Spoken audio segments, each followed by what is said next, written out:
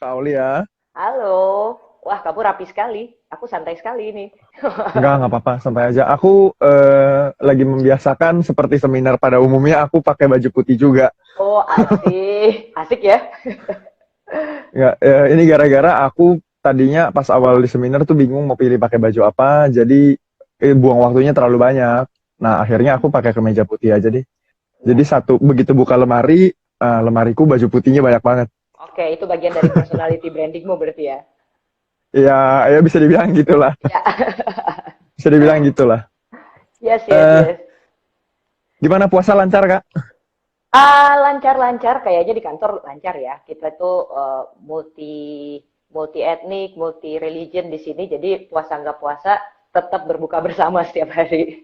Oh, oke. Siap-siap. So, aku mulai sapa teman-teman ya. Ya. Jadi, halo teman-teman semua yang udah join, welcome. Jadi, hari ini aku sama Kak Lia, kita pengen banget sharing dan membantu teman-teman semua. Soalnya, aku lihat di masa-masa sekarang ini, kendala yang muncul adalah banyak orang kan kena PHK, lalu kita juga lagi mengarahkan teman-teman untuk fokus untuk nambah income. Nah, yang sering terjadi adalah, kok ternyata jualan nggak mudah ya gitu kata-kata mereka. Nah, terus aku lihat jualannya sih mereka bisa mulai berjualan, tapi masalahnya nggak ada conversion yang conversionnya tipis lah, dikit lah yang Mm-mm. beli ke mereka. Nah, berarti ada yang kurang tepat kan? Yang kurang tepat nih apa? Apakah approach-nya, apakah cara menyampaikannya, atau gimana gitu. Iya, iya, iya, iya. Jadi jadi di sini ada gue, Ken, dan Kak Lia. Buat teman-teman yang belum tahu Kak Lia ini siapa, jadi Kak Lia ini yang punya Basic Ludo, foundernya, salah satu founder dari Basic Ludo. Terus Kak Lia ini punya portfolio yang luar biasa banget. Jadi Waduh. aku kenal sama Kak Lia itu karena kita ketemu di Kemenkeu ya, Kementerian Ya, betul. Keuangan. Jadi teman-teman semua kalau pernah dengar lah pasti Kementerian Keuangan. Nah, Kementerian Keuangan ini dibantu sama Basic Ludo untuk bisa bagus persiapan event, image, sosial media juga ya Kak kalau nggak salah ya.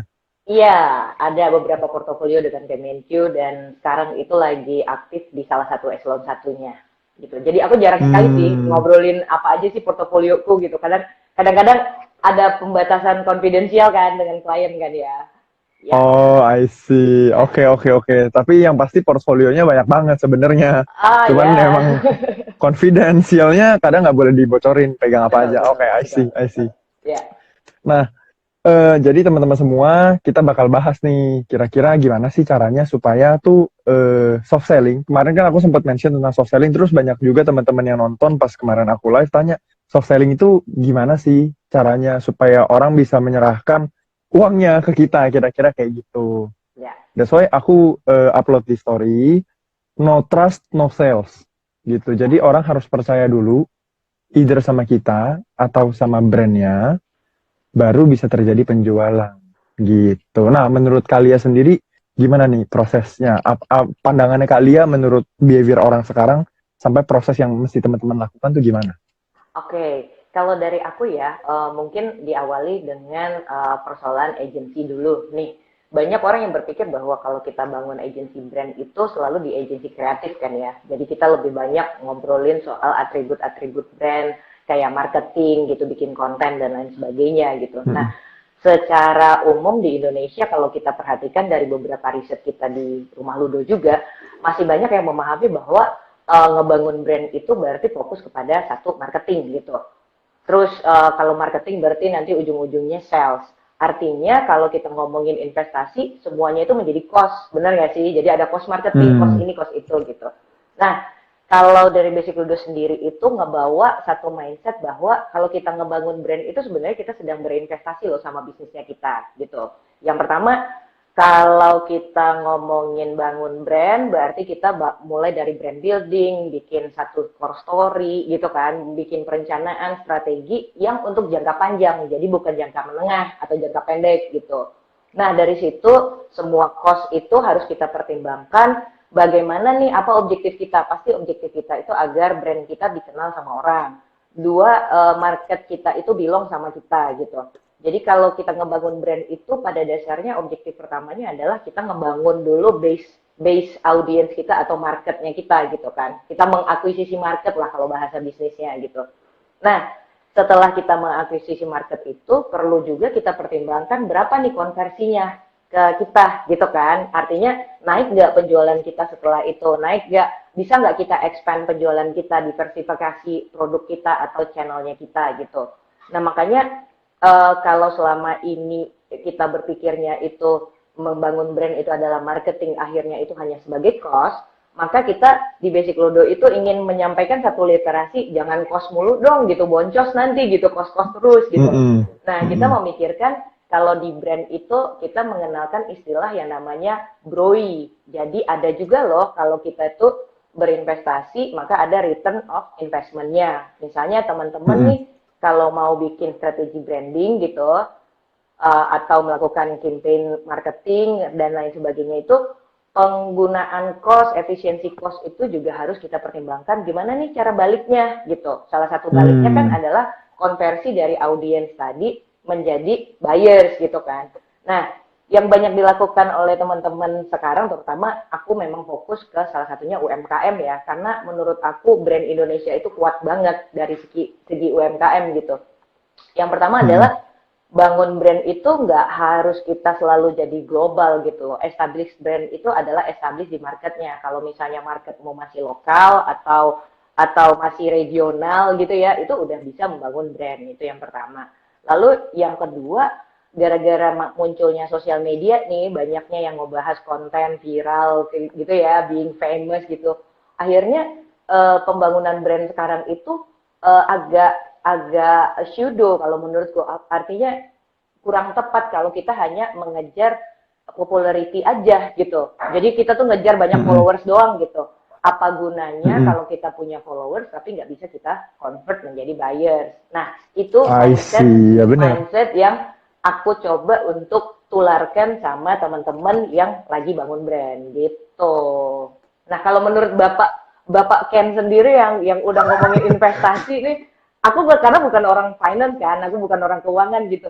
Kadang-kadang penasaran juga, sebenarnya investment mindset itu basically atau objektifnya kayak gimana sih gitu. Juga penasaran akunya. Jangan pakai bapak lah, aku masih muda tahu, cuman gara-gara kemeja doang. Aduh. Ya aku setuju banget sih dengan yang Kalia bilang. Soalnya banyak orang dia pikir followers itu nomor satu, terus dia nggak bisa convert jadi income tambahan, susah juga kan? Betul. Bener sih. Terus yang penting juga marketnya tuh. Aku setuju tuh yang tadi Kalia bilang, market. Kalau kita tahu marketnya dengan jelas siapa, ya kita nggak harus global, tapi kita bisa dibilang kuasai dulu. Sebenarnya market kita tuh butuh apa sih? Betul. Iya kan? Betul. Nah, terus tadi Kalia tanya kalau menurut aku soal invest. Jadi gini, aku senang banget kalau orang, aku tadinya mikir gini teman-teman semua, pas pengen banget bantu teman-teman ngobrol sama Kalia, judulnya apa yang bagus ya? Akhirnya ketemulah invest to your brand. Jadi kita invest kepada brand kita. Sebenarnya gini, kalau dari sisi investing mindset, jadi artinya kita mengharapkan sebuah return kan? Ya, ketika kita melakukan segala sesuatu, kita bisa bilang chip in kata-katanya, atau kita menanam sesuatu, kita berharap itu nanti bakal berbuah. Betul. Nah, itu yang bisa sebenarnya sesimpel itulah mindset investasi. Tapi yang perlu teman-teman sadar, ketika kita nanam benih, ada prosesnya tuh. Harus ditaruh di lingkungan yang bagus, di tanah yang subur. Udah gitu kita harus rawat kan? Betul. Udah kita rawat, ada yang namanya proses. Jadi pertumbuhan itu adalah sebuah proses, teman-teman semua. Jadi udah bertumbuh, nanti pada saatnya lagi nanti baru deh berbuah. Nah, buahnya itulah yang kita bisa nikmatin. Jadi untuk investasi sih sesimpel itu sebenarnya. Nah, bagaimana kaitannya dengan brand? Kalau menurut aku sendiri, kan kita punya modal bukan cuma uang ya. Kita punya waktu, punya tenaga, pikiran, punya network. Network banyak deh. Aset-aset kita tuh ada banyak sebenarnya. Jadi kita mesti ikutin prosesnya, kita rawat nggak mereka. kita rawat nggak? Kita apapun yang kita lakukan nih sebenarnya kita lagi kan waktu jalan terus ya, artinya terkonsum terus ya. Betul, Nah itu waktu yang kita pakai itu sebenarnya berguna atau enggak sih? betul. Nah itu kan sebenarnya kita lagi menginvest apa yang kita lakukan sebenarnya kita lagi menginvest gitu loh. Mm-mm. Nangkep ya teman-teman semua. Itu sih kalau dari pandangan aku Kak Lia. Iya, aku setuju Nah, banget gitu. Sama sama juga dengan brand sebenarnya. Kalau kalau aku ngelihatnya itu kita aku suka banget membagi dua di dalam pekerjaan brand itu. Yang pertama adalah brand campaign sama marketing campaign ya. Kalau brand mm-mm, campaign ini adalah kita membangun awareness dan belonging belonging market terhadap brandnya kita gitu. mm-mm, Nah, sementara kalau marketing campaign itu nanti adalah ketika kita berusaha untuk mengkonversi semua belonging itu menjadi income gitu kan. Artinya ketika kita kita ngomongin brand udah kebangun, base audiensnya sudah terbangun, maka setelah itu kita meng-create produk-produk yang relevan dengan audiens-audiens tadi gitu. Sehingga nanti si audiens ini kita harap menjadi buyersnya kita gitu. Sehingga kalau kita ngobrolin investasi di brand itu, aku setuju banget sama kamu. Satu, kita building dulu, kita punya benih dulu yang kita tanam gitu ya. Terus yang kedua, kita menyiramnya, kita mupuknya, kita nanamnya dia di lahan yang bagus, di tempat yang bagus. Ini poin yang utama banget menurut aku. Artinya kita benar-benar hadir di masyarakat atau di market yang memang sesuai dengan bisnisnya kita, gitu kan. Percuma dong kalau yang kita cocok. itu, Nah, benar-benar. percuma kita punya produk yang bagus, tapi kita salah target sama market gitu kan, atau kita punya Iya. market yang bagus tapi kita salah kasih produk gitu kan. Nah itu yang Mm-mm, pertama. benar-benar. Nah kalau aku itu sederhananya gini, di dalam berinvestasi di dalam brand itu ya, awalnya kita punya modal nih. Ketika kita membangun bisnis kan selalu dimulai dengan modal ya, bukan nggak hanya selalu modal cash gitu ya, tapi ada network, Mm-mm, ada IP gitu, intellectual property dan lain sebagainya. Nah, level pertamanya yang aku lihat itu adalah di level awareness itu sendiri. Jadi waktu kita orang belum tahu sama sekali, maka kita investasinya kita arahin adalah agar terbangun awareness-nya market. Nah, salah satu mm-mm. KPI-nya memang banyak yang follow akun Instagramnya kita, misalnya kan. Iya, Nah, iya. kalau udah sampai KPI itu, maka kita ngomongin lagi di level kedua, kita bisa naik kelas nih. Apa naik kelasnya kita? Makin efektif nggak cost marketingnya kita? Nah, ini yang terjadi di masa pandemi nih sekarang. Dulu teman-teman kan paling banyak melakukan hanya marketing dan sales aja. Pada saat kondisi normal, sales terjadi gitu kan. Tetapi ketika masa pandemi sekarang, nggak bisa lagi hard selling gitu kan, dan kita harus vakum, teman-teman pada bingung biasanya. Aku vakum nanti orang lupa nggak ya sama brand aku, orang lupa nggak ya sama sama bisnis aku karena aku nggak bisa produksi, aku nggak bisa selling nih sekarang. Nah, makanya bangun brand itu gunanya adalah untuk membangun awareness tadi. Jadi selama masa pandemi atau masa krisis orang masih belong sama kita gitu. Itu yang Mm-mm. kedua. Sehingga costing kita itu akan kembali gitu loh.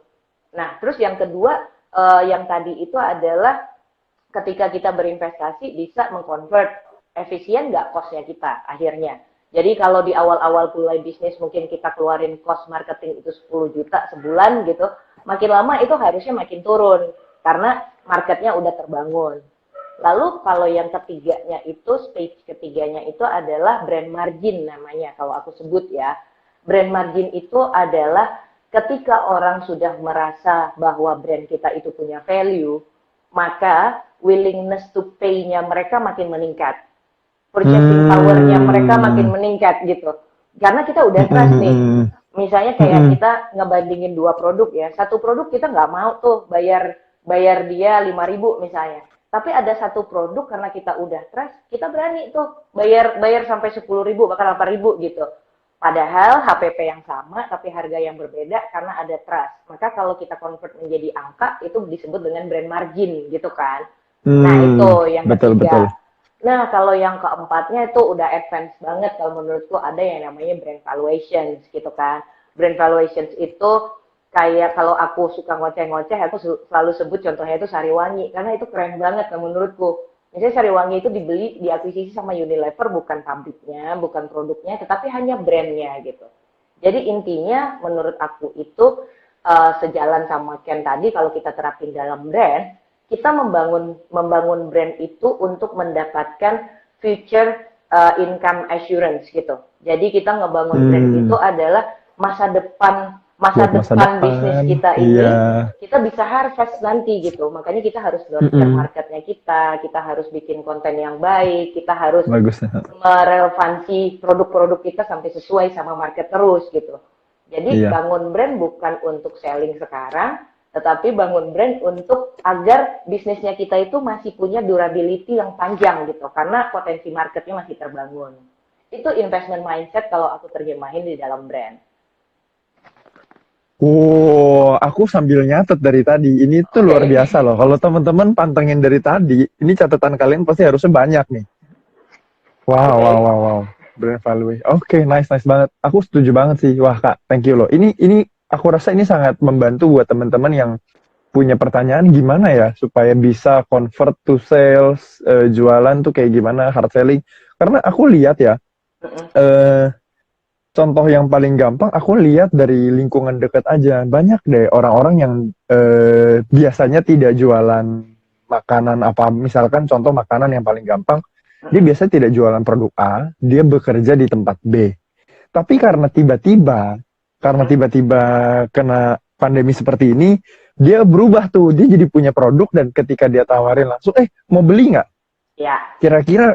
Kira-kira teman-teman semua, contoh deh Kak Lia misalkan, udah tahu dia biasanya tidak pernah jual produk itu, tiba-tiba dia jual. Kira-kira Kak Lia gimana? Apakah langsung percaya mau beli atau enggak? Nah, di situ dia. Itu yang kalau aku secara sederhana bedain antara berdagang sama berbisnis gitu ya. Kalau orang dagang itu, misalnya ada di lapangan bola lagi rame, terus kita, rasanya ini jualan kacang, jualan cangkimen nih laku nih gitu kan. Nah, baru kita jual gitu. Apakah itu adalah karakteristik akan bisa terbangun sebagai brand? Bukan. Menurut aku itu nggak bisa jadi sebuah brand. Karena brand itu juga berhubungan dengan bagaimana sustainability-nya.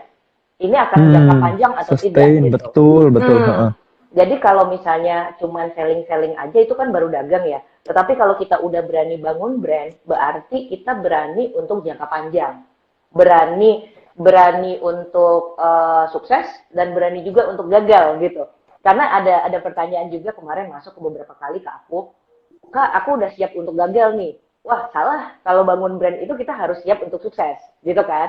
Artinya investasi yang kita, misalnya gini nih, kita nggak selalu ngomongin investasi itu dalam bentuk cost yang gede ya. Misalnya Basic Ludo deh kalau aku contohin. Basic Ludo itu to be honest modal awal kita cuma 62.500 gitu, bangun perusahaan gitu kan. Tetapi kalau dari segi angka mungkin cuma 62.500. Kalau kita kumpulin IP nih, intellectual property, aku sudah berkuliah dari S1, S2 sampai ke luar negeri dan segala macam. Sementara ada Anin, ada Tere juga sudah punya pengalaman kerja. Sehingga kalau kita konversi itu menjadi angka, itu kan sangat besar sebenarnya investasinya kan ya. Nah, dari situ kita kemudian menentukan harga-harga, layanan, quality gitu. Nah, bagaimana nih membangun sebuah produk yang relevan sama market? Akhirnya kita harus paham dulu sama marketnya kita gitu.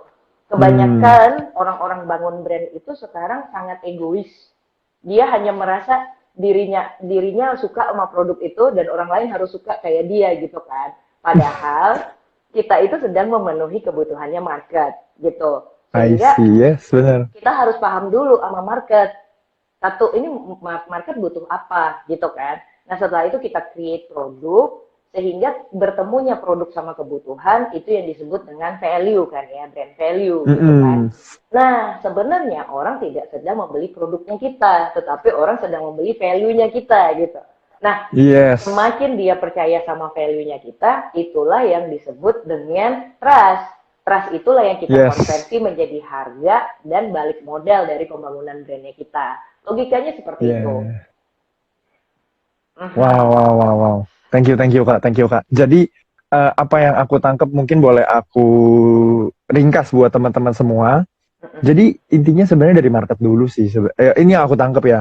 Soalnya kalau produknya doang, kita create produknya doang, tapi marketnya nggak cocok gimana? Nggak terjadi sales juga gitu loh. Ya kan? Nggak ketemu value-nya karena yang satu ngomongin produknya di sini, yang satu maunya yang lain misalkan. Betul. Nggak nyambung gitu kan. Nggak Betul. nyambung. Jadi kita mesti ngerti dulu marketnya kita siapa, kita mesti ngerti dulu kita mau target marketnya mau yang mana nih. Betul. Itu sebabnya langkah berikutnya biasanya ada yang namanya riset. Kita harus riset dulu market ini butuh apa. Exactly. Udah nanti ketika market ini butuh apa, nah baru deh produknya kita cocok nggak sih sama mereka. Yes. Gitu ya. Betul. Gitu ya. Nah, terus yang kedua tuh, yang lain itu yang dipikirkan sekarang itu udah ngerti market, berarti riset kita harus mendalam gitu. Nah, selama ini kan kita merasa riset itu ribet ya, kayak kita harus nyiapin kuesioner, akhirnya harus nyebar kuesioner kayak bikin tesis atau bikin skripsi gitu ya. Padahal hari ini tuh banyak loh jalan-jalan kita melakukan yang namanya creative research. Misalnya lewat Instagram aja kita udah bisa nanya gitu kan, bisa share komen, bisa polling dan lain sebagainya gitu. Intinya adalah temukan cara-cara kreatif agar kita mengerti sama marketnya kita. Itu. Terus yang lain aku setuju juga sama kamu bahwa kita itu memang sedang memenuhi kebutuhannya market. Sehingga yang harus kita identifikasi adalah kebutuhan-kebutuhannya market. Nah, kalau udah ketemu nih kebutuhannya market, lalu kita create produk kan untuk kita pasarkan gitu kan. Nah, hal yang lainnya adalah kompetisi yang dipikirkan. Karena kalau kita berinvestasi di dalam brand kita kan banyak sekali cost-cost yang kita lakukan ya untuk memaintain gitu. Kayak kita punya pacar lah, kita harus bawain bunga, kita harus ngapel gitu kan. Itu gampang, ya benar-benar itu mudah dicerna. Kayak kita punya pacar, benar. Kita itu pacarnya sama market gitu kan. Nah, iya benar. Ini harus kita nurture gitu. Nah, kalau harus kreatif juga kenalan gitu kan. Jadi setelah itu ada proses yang namanya kompetisi di market. Kita kan takut banget tuh kadang-kadang kalau kita udah keluarin produk nanti ditiru orang gitu kan. Terus kalau ngeluarin produk nanti orang ngikut atau pasar kita dicolong sama orang dan lain sebagainya. Nah, di sini aku juga punya satu pandangan. Aku suka banget soal bukunya si David Eker. Dia bilang bagaimana sih membuat kompetitormu itu irrelevant gitu ya. Jadi selama ini kita cuma ngelihat kiri kanan gitu ya. Akhirnya kalau kita ngelihat kiri kanan, kita jadi nggak fokus dong sama bisnisnya kita. Nah, katanya si Eker di situ, si Mbah itu bilang, cara membuat kompetitor itu irrelevant sama market adalah dengan menjaga bagaimana bisnisnya kita itu masih relevan sama marketnya kita. Ibaratnya gini, kayak pacaran tadi ya. Kalau pacar kita punya kebutuhan, pengen disayang gitu, dikasih perhatian, dikasih waktu gitu ya. Selama kita mampu memenuhi kebutuhan itu, pacarnya kita nggak cari pacar yang lain kan, nggak ngelirik kiri kanan kan, jadi gitu. Nah, makanya kalau untuk kompetisi bukan berarti kita killing the competitors, tapi kita killingnya in the soft way gitu. Artinya kita selalu hadir sama marketnya kita bikin konten yang menarik, kita bikin strategi marketing yang belong, yang engage gitu. Kalau kita berharap market itu nge-likes kita, kalau kita berharap market itu follow kita follow nggak marketnya kita? Kita nge-likes mereka juga nggak? Karena bangun brand itu harus terjadi mutual. Market butuh sama brandnya kita atau produknya kita, dan kita juga butuh market kan. Nah, makanya seringkali aku tanya sama teman-teman brand doers gitu, sudah berkomunikasi belum dengan market hari ini? Sudah nge-like postingannya mereka belum? Gitu. Sudah komen juga belum? Gitu. Karena dua arah kan, seperti rumah tangga atau pacaran juga kan. Nah, banyak sekali brand-brand dengan strategi marketing yang hard selling, akhirnya hanya egois gitu. Hanya mementingkan diri kita sendiri, keuntungan untuk kita sendiri. Padahal market itu juga butuh disayang-sayang loh, biar nggak lepas sama yang lain. Nah, di saat itulah ketika kita berinvestasi, investasi kita tuh balik gitu. Karena di dalam bisnis apapun itu adalah transaksional gitu. Kita cari profitnya itu ada di market. Gitu kalau menurut aku. Wah, gila. Kalian tuh kasih contohnya benar-benar gampang, mudah dicerna, dan benar-benar relevan banget untuk dimengerti sama gue. Gue yakin kalian juga ngerti, karena ibaratnya sama pacar kan. Yes, bener sih. Kita kalau ngomong kalau contoh ini tuh sangat relevan dan sangat mudah diterima, karena kita suka sama orang nih. Kita kan harus investasi waktu, harus investasi emosi juga sama mereka. Betul. Gila, ini mantep banget nih. Gue baru nemu contoh yang ini. Nice, nice, very nice. Thank you, Kak. Itu bener banget di bagian itu. Sebenarnya bangun brand itu simple banget gitu kan. Artinya Simple. kalau kita, as long as kita bisa komunikasi sama marketnya kita bisa memenuhi kebutuhannya kita, ya udah brand kita terbangun gitu. Makanya udah stop dulu berpikir untuk kayak followers gue berkurang, aduh followers gue nggak nambah atau apa gitu kan. Berhenti dulu ngomongin soal popularity gitu, karena brand itu bukan persoalan being famous. Karena satu lagi yang harus kita pahami ada istilah, aku udah mengulang kata-kata ini di berbagai sesi ya. Ada yang namanya itu brand bubble gitu. Itu yang belum disadari juga. Brand bubble ini terjadi ketika kita punya banyak base audience. Misalnya followers kita di Instagram itu sampai 100K gitu ya. Tetapi ketika dicek kepada sales, itu nggak sampai konversinya hanya 10% mungkin. Artinya hanya 1.000 orang yang beli dari kita gitu. Nah, 90.000 lagi itu mau diapain gitu kan. Nah, jangan sampai kita itu mubazir kos-kosnya kita gitu. Jadi dipikirkan balancing antara kita berinvestasi membangun base audience, tapi sebelum kita melakukan itu, kita harus memikirkan dulu bagaimana nih cara konsumsi audience ini gitu. Makanya aku nggak menyarankan kalau kita bangun brand itu, target followersmu 10K ya, target followersmu 20K ya. Tapi aku lebih menyarankan, kamu bisa handle followers berapa, agar kamu bisa convert itu jadi buyers. Kalau memang followersmu hanya 100, 200, 300, tetapi nanti yang beli itu sekitar 200, 300-nya itu, berarti conversion rate-mu ada 100% dong. Udah maintain aja itu. Lalu kita maintain lagi returning-nya kita gitu. Sehingga, coba bayangin, simpelnya gini. Bikin konten. Bikin konten banyak brand yang hiring graphic designer, content creator, gitu kan. Terus bikin promotion ads gitu. Kalau aku rata-ratain UMKM aja nih, toko online, itu dia bisa posting sekitar 3-5 juta setiap bulan. Benar nggak? Nah, kalau dalam setahun, kalau 5 juta kali 12 berarti 60 juta kita buang duit. Ya kan? Nah, ternyata waktu kita cek costingnya kita, profitnya kita itu cuma 55 juta gitu. Berarti kita boncos dong dari segi marketing cost gitu 5 juta. Nah, itu kita sebut dengan brand margin kita yang minus. Karena kita masih belum bisa dapat pengembalian atau brand return of investment-nya kita gitu loh. Nah, ini yang harus banget dipahamin sebelum kita buru-buru bikin brand campaign ataupun marketing campaign. Nggak apa-apa start small. Tetapi growing daripada start big, tapi habis itu kita exhausted dan overwhelmed sendiri dengan marketnya kita yang banyak, sementara kemampuan kita untuk produce produk-produk yang sesuai sama market tuh nggak punya kemampuan kita gitu. Jadi balancing antara gimana kita produksi sesuatu dengan balancing juga kita di cost marketing gitu. Wah, ini insightful banget. Thank you kali ya. Jadi aku boleh ringkas dikit ya. Dikit ya. Jadi penting buat kita tuh start small.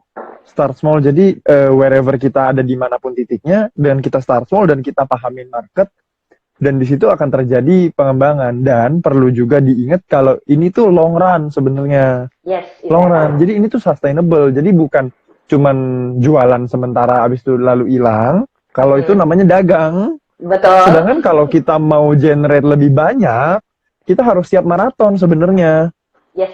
Ya, jadi ketika kita siap maraton itu dalam arti kita maintain market kita, yang tadi tentang pacaran tuh, kita maintain market kita pahamin banget sebenarnya dia butuhnya apa, nah needs-nya dia kita bisa penuhin, sehingga dia nggak lari kemana-mana. Betul. Bener ya? Yes. Bener ya, wah. Long run game. Start small. Makanya kalau Idris Muti bilang di dalam bukunya gitu, kalau kamu mau naikin sales, ya udah hard selling. Kalau kamu naikin growth, ya udah kanal marketingmu diperbanyak gitu, diversifikasi kanal. Tapi kalau kamu mau sustain sebagai bisnis gitu, ya bangun brand gitu kan. Artinya long run, makanya aku selalu bilang bahwa bangun brand itu benar-benar a lifetime process. Kayak aku suka banget analogimu soal maraton tadi gitu. Kebayang nggak kita baru bangun brand gitu, baru bangun bisnis, kita udah buang tuh tenaga kita banyak-banyak gitu. Nah, di tengah-tengah kan kita ngos-ngosan nanti ya. Makanya Mm-mm. soal investment mindset ini sangat berguna menurut aku adalah bagaimana kita mengatur tenaga kita di sepanjang maraton ini gitu kan. Kapan kita Ya, harus merefresh tenaganya kita dengan cara melakukan riset secara berkala agar kita masih dekat sama marketnya kita gitu. Yang kedua adalah being flexible di dalam bisnisnya kita. Kalau memang produk itu enggak relevan lagi sama market, memang dia itu ratingnya kecil atau turun di market, mungkin udah saatnya kita merefresh si produk-produknya kita gitu. Nah, enaknya punya brand, kita itu menjadi market oriented business gitu ya. Kalau mm-mm. kita punya produk, durability bisnisnya kita itu hanya ditentukan dari berapa lama produk ini akan digunakan oleh market, benar ya? Nah, kalau kita punya brand, bayangin misalnya brand H&M. H&M kalau dia berusaha untuk cuman jual beberapa jenis pakaian aja, dia udah mati dong sekarang. Tetapi Iya. karena orang itu bilang H&M itu sebagai brand, mau dia jual pakaian sobek-sobek aja masih banyak yang beli ya. Kayak Supreme gitu. Batu bata aja dia jual laku gitu kan. Nah, itulah gunanya kita bangun brand gitu. Artinya kita lebih fleksibel nanti ketika kita mau creating produk. Kalau kita udah punya gitu. Aku tuh belajar banget dari kasusnya IBM misalnya. IBM itu mungkin sedikit dari teman-teman yang tahu kalau di awalnya tuh dia mesin pemotong daging. Hah? Mhm. Terus jadi IT company. Exactly. Kenapa? Satu, dia menjaga core bisnisnya dia itu adalah mesin yang bantu menjadi tools buat masyarakat. Benar ya? Lalu, Hmm. ketika Mm-mm. masyarakat itu butuh mesin untuk potong daging, ya udah dia sediain mesin untuk potong daging. Kalau masyarakat sedang Hmm. butuh mesin untuk software, maka dia pindah ke mesin-mesin untuk software. Apa yang nggak pernah berubah? Core idea-nya, bahwa dia menyiapkan mesin. Sih, iya, iya, Dan yang iya, nggak iya, iya, berubah iya. juga adalah bagaimana dia keep relevan dengan si marketnya. Makanya kita masih kenal dengan IBM sampai sekarang. Dan kalau kita ngomongin IBM, pasti penyediaan mesin atau peralatan gitu kan. Nah, Iya, inilah iya. keunggulan kita bangun brand, berinvestasi di brand gitu. Jadi kita napas bisnisnya kita itu nggak ditentukan oleh produk kita masih relevan atau enggak. Kalau kita Mm-mm. jualan produk aja, kalau suatu ketika market enggak mau beli lagi produknya kita, bisnis kita selesai dong. Gitu Mm-mm, mm-mm. maksudnya. Nice, nice. Kalau aku boleh tangkep dan aku sariin gini, mungkin ini bisa jadi saran buat teman-teman yang sekarang lagi mau start bisnis dengan kondisi yang seperti sekarang, mau mengembangin sesuatu yang baru, mindsetnya perlu dipikir bahwa ini tuh long run sebenarnya. Bukan Ya, cuman short term dapet untung lalu bye-bye gitu, terus ya, ganti yang lain-lain. Sebenarnya bisa dilihat bahwa brand itu kan bukan cuma produk, tapi bisa juga tentang personal brand. Jadi betul. orang percaya sama kamu dengan apa yang kamu lakukan, maka yang dipercaya, contohnya misalkan kalau orang, misalkan siapa ya, kasih contoh, kalau brand misalkan, siapa sih orang yang jago di branding menurut kalian masing-masing? Nah, pasti orang itu bisa kamu persepsikan dia tuh jago karena dia sudah melakukan apa sebelumnya, Yes. gitu. Dia Jadi punya dia core pasti sudah idea-nya. melakukan. Iya, dia punya koladianya. Contoh kalau bisa aku kalau ngomongin soal brand, aku percaya banget Kalia tuh jago pegang brand-brand besar karena sudah terbukti. Aku sudah lihat banyak banget contoh-contohnya dan sampai saat ini luar biasa banget. Nah, sama juga. Jadi apapun teman-teman, apapun yang kalian lakukan saat ini mesti ngelihat mau masa depannya itu seperti apa. Kalau Yes. misalkan kalian memutuskan untuk semenjak WFH ini income menurun lalu kalian mau tambah income dengan cara nomor satu, lihat dulu market kira-kira butuh apa ya. Yes, itu dia. Udah gitu, lihat marketnya nggak usah terlalu luas sampai global. Lihat dulu dari sekeliling kalian aja, yang sesimpel aja. Ya. Paling mungkin contoh gampangnya adalah buka kantin di dalam gedung sekolah. Mhm. Bisa banget Ya, misalnya. nangkep ya, kalau kalian sekolah kan ada tempat kantinnya di mana dia lagi menjual sesuatu, dia pasti ngikutin kira-kira anak ini suka apa ya. Kalau Ya. anak ini suka tipe food yang ini nih, dia pasti banyakin yang itu gitu loh. Yes. Nangkep ya. Jadi setelah itu kamu udah pahamin market kamu apa, nah ketika kamu mau lempar ke market produknya, kalau yang aku lihat saat ini yang banyak miss adalah dengan kita langsung coba tawarin dan jualan. Nggak Iya, tahu nih kalau itu dia. menurut kalian gimana, tapi Hmm. kalau menurutku akan lebih nyaman jika kita kasih tester, Mm-mm. kita kasih mereka rasain dulu Mm-mm. sebenarnya produk yang kalian buat nih gimana sih rasanya kepada mereka, lalu minta feedback sama mereka. Betul. Dengan minta feedback kita jadi ngerti, oh mereka itu sukanya yang kayak gimana ya. Mm-mm. Setelah dia udah ngerti, dia udah tahu nih market mau apa, barulah dibilang, gue sekarang lagi punya produk ini, gue bikin ini. Jadi kalau lu mau pesen, mau order bisa ke gue ya. Atau bisa juga dengan cara lebih soft lagi. Sekarang gue punya produk ini nih. Kalau misalkan teman lu ada butuh, tolong lu referensiin gue boleh nggak? Iya, bisa Gitu. juga. Nah, testimoni juga penting nih. Dewi Ling Iya. bilang, Iya, kasih betul. testimoni. Betul, kita mintain testimoni. Kita minta testimoni sama mereka kalau ini produknya udah bagus, udah mereka suka. Nah, kita Mm-mm. tanya testimoninya seperti apa. Dengan kita punya testimoni, kita punya bukti bahwa orang-orang suka loh dengan produknya gua. Dengan Ya, seperti betul. itu bisa jadi bahan lagi buat kita melakukan marketing atau promosi yang lain. Atau inovasi. Bahkan ke arah inovasi. Betul, Ya, betul, betul. betul. Karena kan tadi kita udah bangun brand nih, orang udah bilang sama brand kita kayak kantin sekolah tadi tuh sederhana banget ya contohnya, tapi itu berlaku bahkan sampai ke brand gede. Yang kita tahu di sekolah itu ada kantin, berarti itu brandnya kan. Kantin sekolah Mm-mm. misalnya Ibu Mur misalnya namanya ya. Jadi Iya. oke, brandnya itu adalah kantin sekolah Ibu Mur gitu kan. Tetapi Ibu Mur kemudian karena ada base audiensnya atau base marketnya adalah siswa-siswa gitu. Lalu Ibu Mur tadi menanyakan ke siswa-siswa itu, kamu mau produk apa, kamu lagi suka apa gitu. Kalau misalnya banyak yang sekolahnya sampai sore, mau makan siang di kantin nggak atau apa nggak. Akhirnya Ibu Mur bisa menyesuaikan produk-produk yang dia keluarin itu sesuai dengan kebutuhan market pada saat itu. Itu kan? Nah, yang kedua nih soal testimoni tadi, aku juga setuju. Tapi yang terjadi sekarang adalah kebanyakan kita mau dengernya itu hanya testimoni yang oke aja. Tapi kita sebagai brand doers itu Hmm. kadang-kadang anti kritik gitu. Kadang-kadang itu kayak kita merasa produknya kita tuh udah bagus gitu, tapi market nggak terima. Terus kita mulai nyalahin market gitu. Wah ini market ini anjir Iya, goblok nih iya, iya, marketnya, iya. produk yang bagus kayak gini nggak mau dipakai dan segala macam kan ya.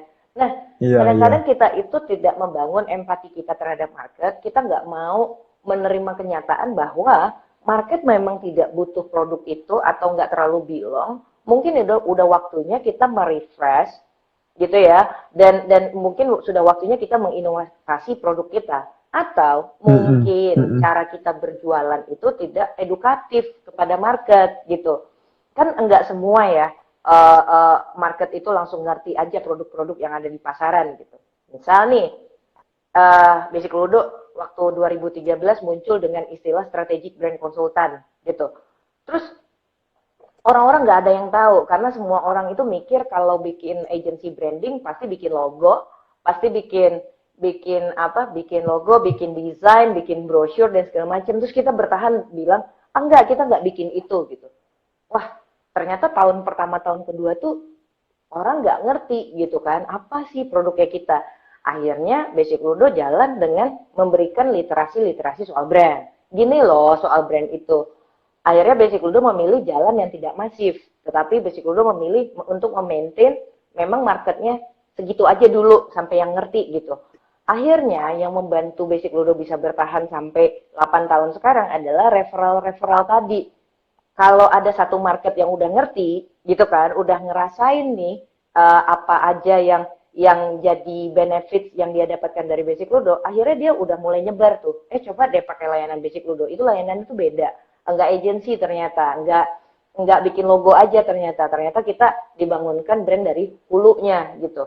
Nah, makanya aku pikir market adalah paling penting di sini. Terus yang kedua, kalau bangun brand itu enggak boleh mentok hanya di sosial media aja. Karena enggak semua market itu di sosial media. Contoh nih, Hmm. waktu ada satu klien dari toko bangunan masuk ke aku. Mbak, aku bikin ini dong, apa, bikinin akun sosial media dong untuk toko bangunanku gitu. Terus aku riset dong, sama yang beli toko bangunan itu pasti tukang, mandor gitu ya, developer gitu. Aku tanya, ternyata dari marketnya dia itu mall bangunan loh, gede loh. Modalnya gede banget, sekian M waktu itu. Pas aku tanya Mm-mm. sama tukang, sama mandor, sama developer, ternyata hanya 10% dari mereka menggunakan media sosial. Hmm, Mereka lebih butuh semacam produk katalog, harga, layanan yang bisa antar jemput dan akses pembelian itu lebih mudah gitu. Akhirnya buat apa kita bikinin akun media sosial kan ya? Mending kita iya. bikinkan kanal-kanal komunikasi yang memang mudah dimengerti dan mudah digunakan oleh si marketnya kita.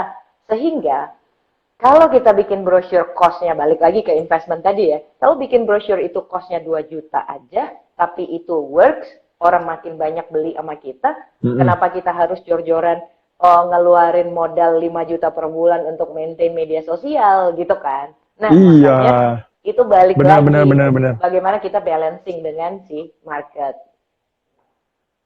I see, I see. Ini benar banget Kak. Jadi nggak semua market itu di sosial media. Kita mesti apa channelnya pun, Mm-mm. cara penyampaiannya pun harus disesuaikan sama si Market.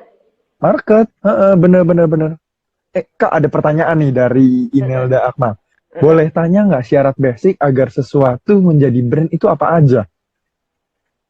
Oke, satu, semua bisnis itu bisa jadi brand. Yang penting adalah kamu pengen jalanin bisnis itu long term, jangka panjang, Hmm, gitu. benar-benar. Uh, dan yang kedua, syaratnya adalah kamu enggak buru-buru ngomongin dapat profit. Karena ngebangun Hmm, brand itu beda sama dagang. Kalau dagang kayak jualan kacang ya. Kalau kita beli kacang mentah, terus kita rebus, terus kita jual, kita dapat harga tinggi gitu, lalu kita dapat untung gitu. Tetapi kalau ngebangun mm-mm. brand ini, yang harus dibangun itu adalah value proposition terhadap market. Nah, misalnya personality branding. Tadi aku tertarik dengan obrolanmu, banyak orang yang pengen punya personality branding sekarang gitu. Aku juga Iya, bingung, kenapa pada pengen jadi influencer, apa pengen jadi selebgram gitu ya. Nah, menurut aku satu hal yang utama ketika kita bangun bangun personality branding itu adalah kita punya dulu apa yang kita tawarin. Nah, makanya kita bisa bangun brand. Itu juga jawab pertanyaan tadi kan. Satu, misalnya Ken tahu dulu dia financial planner atau educator gitu. Itu satu. Terus bisa memberikan benefit sama banyak orang. Dua, gitu kan? Nah, baru yang mm-mm. ketiga adalah Ken kemudian banyak followersnya, yang mana Ken akan memberikan edukasi dan segala macam gitu. Baru kemudian Ken akan menawarkan produk-produknya, apakah kelas, apakah webinar Hmm, atau layanan-layanan lainnya gitu kan. Nah, sehingga kalau kita ngomongin personality branding, sebelum kita ujuk-ujuk cari followers, cari dulu di dalam diri kita, kita mau kasih benefit apa untuk orang. ya, Itu dulu. Nah, maka kalau segala sesuatunya secara basic untuk jadi brand adalah ada dua hal. Ada nggak dari ide bisnis itu profitability-nya? Kalau nggak ada profitability-nya kan percuma ya. Nggak ada nilai uangnya yang kita pengen dapat gitu. Tetapi yang kedua nih, kalau profit aja kita jadi bisnis yang kering, jadi bisnis yang kaku banget karena kita ngejar profit oportunis gitu ya. Nah, mm-mm. profitability ini harus kita gabungkan dengan value proposition-nya kita. Ada value nggak buat Hmm, orang? Maka gabungan antara profitabilitas ini dengan value itu bertemu, maka irisannya itulah yang bisa kita angkat menjadi sebuah brand. I see, I see. Mantep nih kali ya. Eh, jadi value, apa profit doang itu ya kering. Aku setuju Dagang, banget. Jadi kalau cuma ngejar profit doang kering. Tapi kalau kamu punya value, ya value itu muncul dari core idea, betul ya? betul. Benefitsnya Baru untuk nanti, untuk market. yes, betul dari core idea. Terus kamu kasih value untuk ke market kamu. Disitulah selama sustainable Mm-mm. terbentuk reputasi juga ya Kak, Yes, betul itu ya? dia. Mm-mm. Terbentuk reputasi juga sehingga orang akan ingat, oh iya kalau gue beli, misalkan beli alat rumah tangga sama siapa? Ya, Iya nangkap nangkap, betul betul. iya Semoga misalnya kalau teman-teman nangkap juga ya. Yes, aku berharap banget ya. Mungkin mungkin ini masih sangat sangat apa overview-nya sangat luas banget. Nanti kita bisa breakdown satu-satu. Siapa tahu nanti Ken sama aku bisa gabung dalam satu kelas mungkin. Ya kan ya. Oh, siap. Nah, misalnya kayak gini. Kalau teman-teman di sini baca buku, misalnya suka baca buku kan ya, kita sebagai brand doers, Donald Miller misalnya, itu How to Build Your Brand Story dari Donald Miller. Kalau aku setelah baca itu dan baca literatur lainnya, itu aku menyederhanakannya itu menjadi semacam Batman Alfred Theory misalnya. Apa intinya di Hmm, situ? Kalau kita lihat si Batman ya, itu kan dia superhero yang dia punya misi untuk menyelamatkan Gotham City, gitu kan? Nah, si Gotham City ini banyak tantangannya, lalu si Batman punya mission. Tapi di dalam Batman melakukan misinya itu ada tantangan-tantangan tersendiri. Yang bantu Batman siapa? Alfred dong. mm-mm. Alfred siapin Batmobile, Alfred nyiapin senjatanya, GPS-nya, dan lain Gadgetnya, sebagainya. ya ya. Gadgetnya, bener ya? Nah, proses yang di sini bisa kita terapin di dalam brand. Kenapa? Karena selama ini brand-brand itu, kita sebagai pebisnis, kita merasa kita yang Batman. Kita yang superhero. Yang memenuhi kebutuhannya market. Ternyata itu adalah mindset yang sangat-sangat salah. Salah besar. Karena yang sebenarnya punya misi itu adalah market. Misalnya kita buka coffee shop. Coffee shop itu ada marketnya kita, dia pengen ke coffee shop karena dia mau kerja. Maka dia butuh kopi. Nah, misinya dia Mm-mm. itu adalah untuk dapat kopi kan. Sehingga kita sebagai bisnis itu menjadi Alfred. Kita provide kebutuhannya dia. Makanya kita harus kenal banget misinya marketnya kita, si Batman-Batmannya kita itu apa. Lalu tantangan-tantangan mereka itu apa. Misalnya tantangannya si Batman-nya kita itu, dia sukanya itu wifi yang kenceng.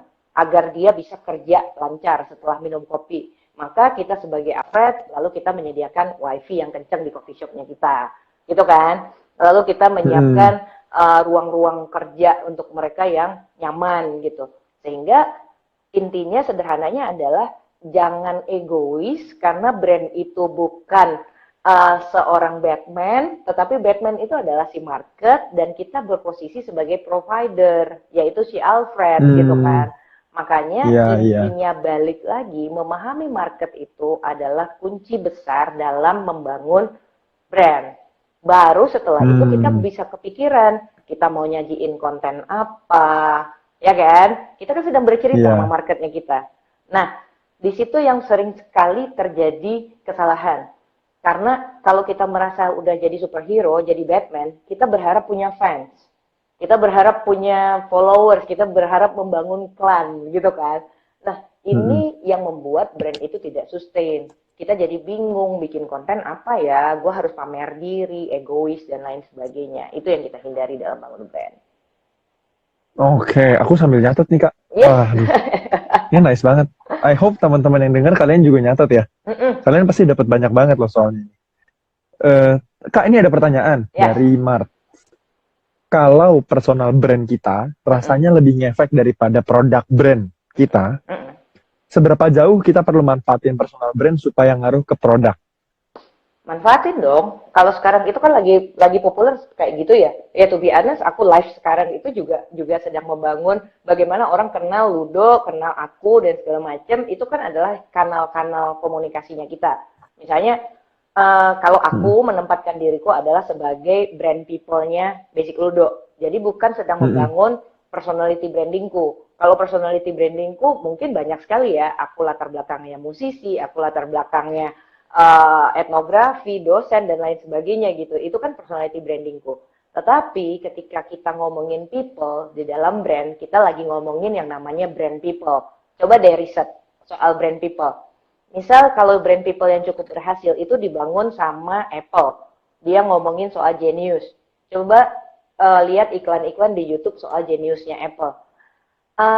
Kita merasa bahwa kalau kita ke Emax atau ke store-nya Mac Store gitu ya, kita merasa orang-orang di sana tuh keren banget kan, ngerti banget sama masalahnya kita kan, yang pelayan-pelayannya itu. Nah, bagaimana dia memiliki gestur dan lain sebagainya, itu kan personality branding dari si brand people-nya ya. Nah, sehingga kita makin percaya pada brand di tempat dia bekerja. Nah, begitu Ah, juga ketika kita memanfaatkan personality branding. Jadi mungkin kurang tepat itu disebut dengan personality branding, lebih tepatnya itu adalah brand people. Bagaimana kita sebagai pemilik bisnis merepresentasikan bisnisnya kita itu melalui diri kita sendiri. That's it. nice, nice, nice, mantap, mantap kali ya. Mm-mm. Jadi eh ini sebentar lagi waktu kita habis. Yes, Kita Aku bakal kasih masukan sedikit mungkin buat teman-teman yang dengar. Aku sekalian cross check menurut kalian setuju gak dengan apa yang aku tangkap ya. yes, Jadi gini, kalau dari sisi investment, apa yang aku lihat, kita harus ngeh secara tujuannya jangka panjang tuh mau kemana. betul. Jadi kita harus set dulu tujuannya kita mau returnnya tuh bagaimana. Kalau tadi aku kasih contoh seperti tumbuhan, Mm-mm. kita invest tuh kita nanam, ada prosesnya, harus kita rawat. Kalau nggak dirawat ya bisa mati atau bahkan ya nggak berbuah kan. Betul, Ketika nanti udah berbuah, nah dari buah yang dari satu pohon ini, buahnya mau kita apain? betul. Nah, apakah kita cuma mau nikmatin itu doang, atau kita bahkan bisa jadi berkebun, jadi punya lebih banyak lagi. Yes, Nah, aku rasa iya, brand itu adalah sebuah aset. Tadi ada yang banget, nanya di awal-awal, jadi brand itu aset ya? Iya, brand itu aset. Get Rich juga aset. banget. Dia aset. Ada hak patennya juga. Iya, Jadi teman-teman semua, Sariwangi itu, by the way, aku cut sedikit. Sariwangi itu dibeli sekian juta dolar sama Unilever. Itu tanpa beli pabrik sama tehnya.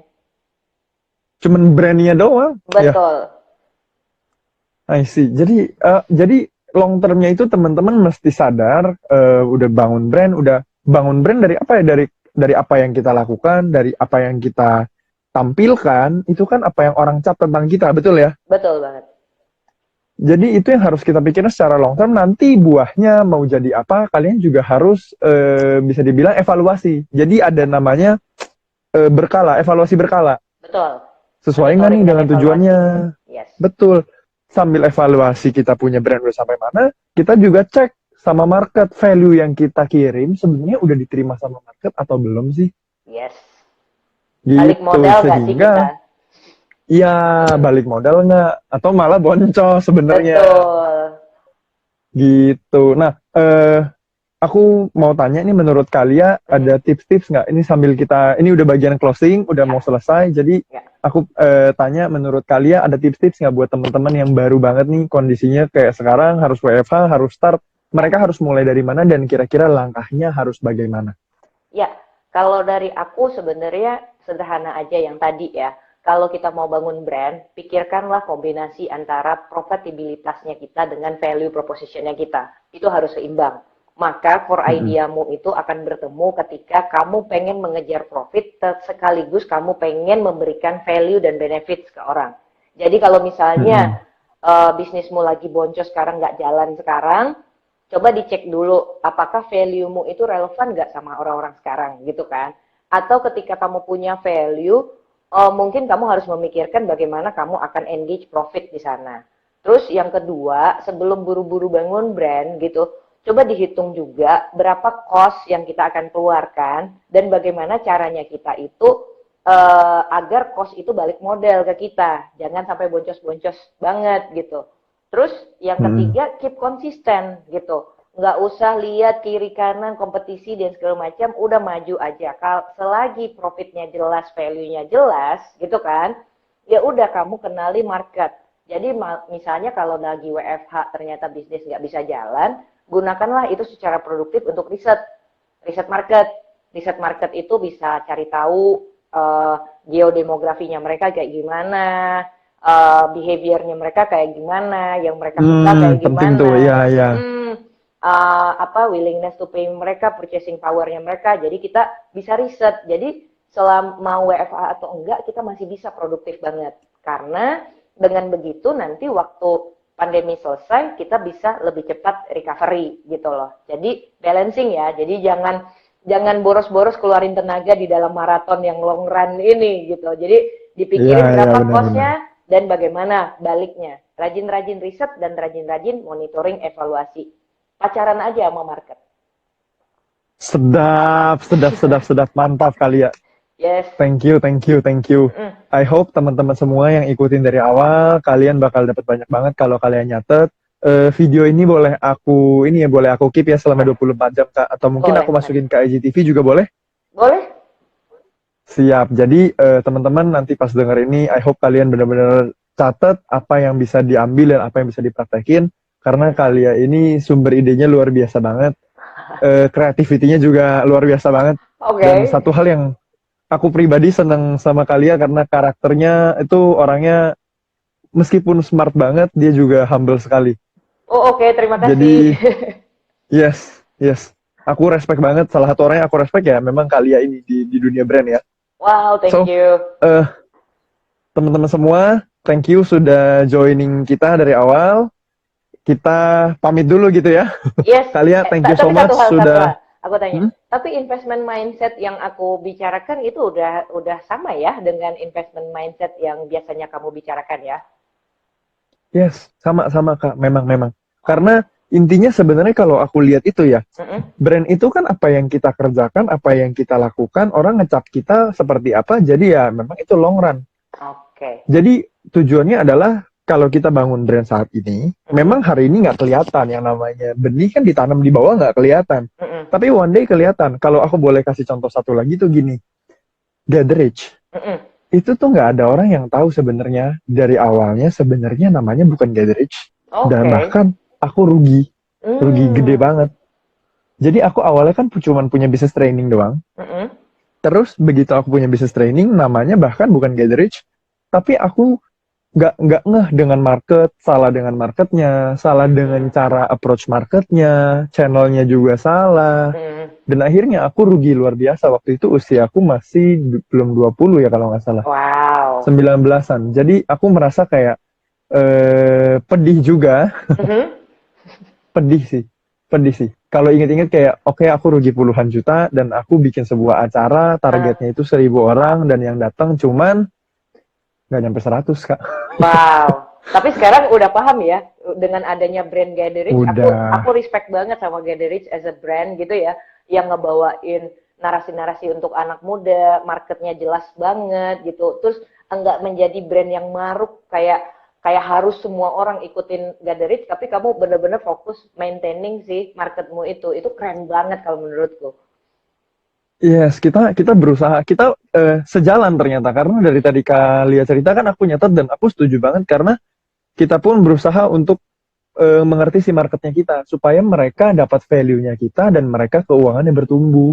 Betul. Jadi dari cerita yang awal itu aku tadinya bukan brandnya Gatherage, selalu rugi, sehingga akhirnya ketika aku bikin Gatherage, mulailah media publikasi dapet, terus kita mulai bangun sosial media dan ternyata channelnya kita lewat sosial media itu bagus. Nah, disitulah kita nurturing marketnya gitu loh. Jadi kita maintain the market, kita pacaran sama market kalau katanya Kalia. Yes, itu sih. Betul. Yes, thank you banget, Ken. Aku senang banget ngobrol-ngobrol hari ini.